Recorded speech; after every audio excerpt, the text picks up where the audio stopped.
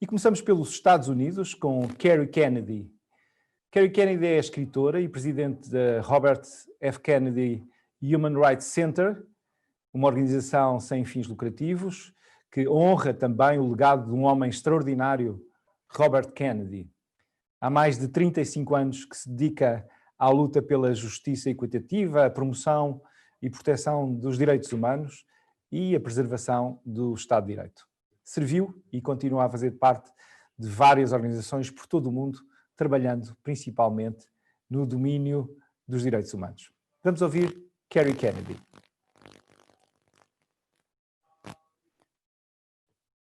Hi, I'm Kerry Kennedy, and I'm the president of Robert F. Kennedy Human Rights. So happy to join you today. In 1994, I was in Cape Town at the time of Nelson Mandela's inauguration. It was an incredible moment of the triumph of good over evil. Nelson Mandela gave heart and hope to the entire world that nothing is impossible, that even in the face of the most horrific atrocities, the human spirit will triumph, that even we can forgive our enemies. We can let go of all the pain and the burdens we carry from our anger at injustices big and small. And in that forgiveness, we can appeal to the better angels of our nature, and we can build a world based on justice and mercy and love. And at that very time, on that very day, the hotel doctor called me and told me that I was not only pregnant, but I was expecting twins. Imagine my joy. Imagine my hope and confidence that I was bringing into the world, this brave new world, children of the sun. To me, it seems like yesterday.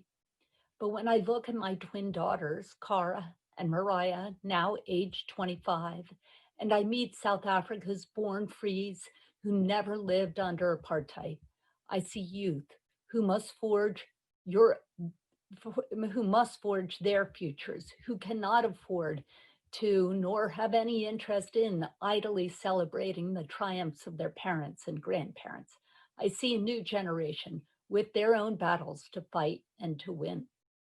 52 years ago, my parents came to the University of Cape Town at an important time in our country and in South Africa. Daddy had been Attorney General of the United States, our Minister of Justice at the height of the Civil Rights Movement. He sought to bring the power of the federal government to the aid of Dr. Martin Luther King Jr., John Lewis, and the local civil rights activists who were standing up to oppression of local governments, governors, mayors, and chiefs of police, primarily across the South in Alabama, Mississippi, Georgia, and beyond. During that time, there was no group he admired more than John Lewis and the Freedom Riders, a group of 13 Black and white young people who rode buses across the South, defying local laws and using the opposite race's bathrooms and water fountains. They risked imprisonment, torture, and death. He was awed by their courage and their commitment to nonviolence. But he believed that ultimately the civil rights movement would be won through the power of law. So he sought to use the Department of Justice to enforce equal rights enshrined in our Constitution, and he worked hard for the passage of the Civil Rights Act and the Voting Rights Act.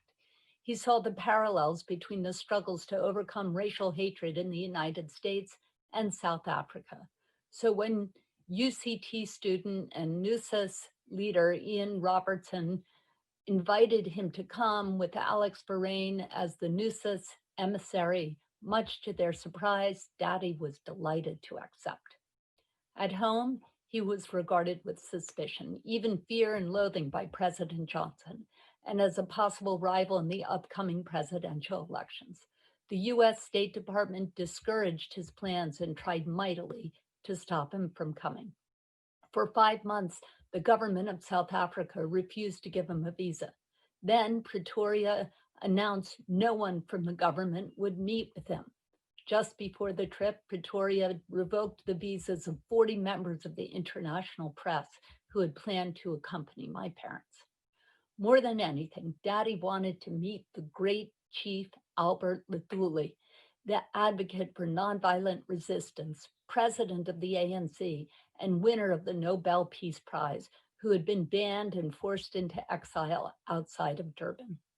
At the time, rumors were rife that South African security forces had just a few years earlier shot down the helicopter carrying UN Secretary General Dag Hammarskjöld, killing the world leader. Undeterred, my parents arranged to take an undisclosed helicopter trip to Groutville to meet Chief Luthuli. When Daddy arrived in Johannesburg, he was given no security detail. He and my mother were on their own. In the midst of this tense environment, Bobby Kennedy came to South Africa to listen and to learn.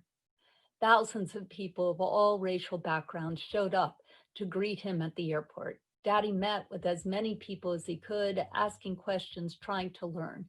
He went to Johannesburg, Cape Town, Stellenbosch, Groutville, Soweto, and then Wits. When my parents flew into Cape Town, Daddy asked the pilot to fly low over Robben Island and tip their wings for Nelson Mandela and the Rivonia prisoners below. The pilot had his license revoked.